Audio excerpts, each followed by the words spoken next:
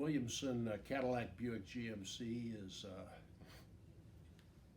52 years old, 53 in December. I'm a third generation automobile dealer. Um, we've got, in our current location, we're here for 19 years. We've got 215 employees here, and then we're affiliated with a second dealership, Vera Cadillac in Pembroke Pines, and we got another 160 up there. Our target during this pandemic was no layoffs, no furloughs, everybody gets a paycheck. And that's what we're doing.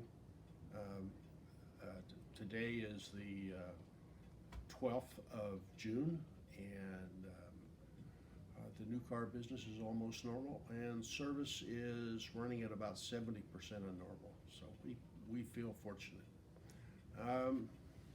My mother, who was 99 last week, lived in a condo building since 79, I think, in Kings Creek. She's a very social person, and she had a few really good friends in that building. And about 10 years ago, or a little over, I was becoming concerned because her last good friend left the building. And so my brother, who was my partner, and I decided it may be time to make a change for Mom. She was 89. I knew about East Ridge.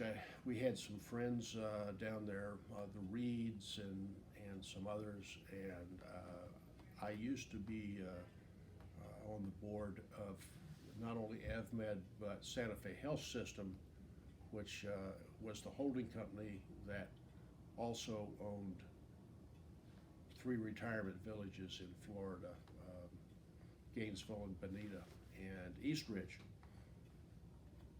And we also knew about East Ridge because originally it was affiliated with the Lutheran Church, and we're Lutherans, and in fact it was called Luther Ridge. So I made a couple of visits down there and talked to the marketing people, and then Tommy and I, my brother and I, got our nerve up and we drove Mom down and showed her around. When she first went there, if somebody would ask her about it, she would say, well, the boys wanted me down here. But as she developed friends, and like I said, she's a very social person, and especially when she got a boyfriend, and then it was not the boy's fault anymore. It was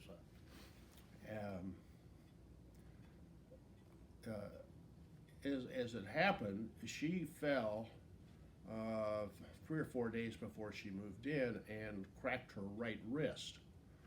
Well, that was really a blessing because her doctor said, when he cast her wrist all up, oh, by the way, as long as you have that cast, you can't drive. So we're able to get the car away from her. I mean, she'd never had a wreck until 2 years before, and then she had 3 of them, bang, bang, bang. And so that was a blessing. And then I had an extra golf cart. I took that down and gave it to her. And so if she needed something, we could send it down. And my brother lived close then. He lived over on E Lake, and it was easy to go see her. She was happy. She had friends, and life was good. And then about 4 years ago, she started to slip. She suffered a collapsed vertebra. She was in skilled nursing for a few weeks after a procedure at Baptist Hospital. And then we could tell things were changing a lot, and she lost her ability to communicate. One of the best things about East Ridge is they have a phenomenal home health care operation. We had some experience with that because my mother-in-law um, was basically bedridden at home for the last 3 years of her life. She died about 10 years ago. And I remember the challenge that my wife and her sister had in arranging for home and health care. You just really didn't have the confidence that somebody would show up until they rang the doorbell. And then it was actually worse than that. By the time my mother-in-law died, there was nothing of value in the house. Everything walked out the door, all the silver, all the crystal, some artwork, and at East Ridge, that's not an issue.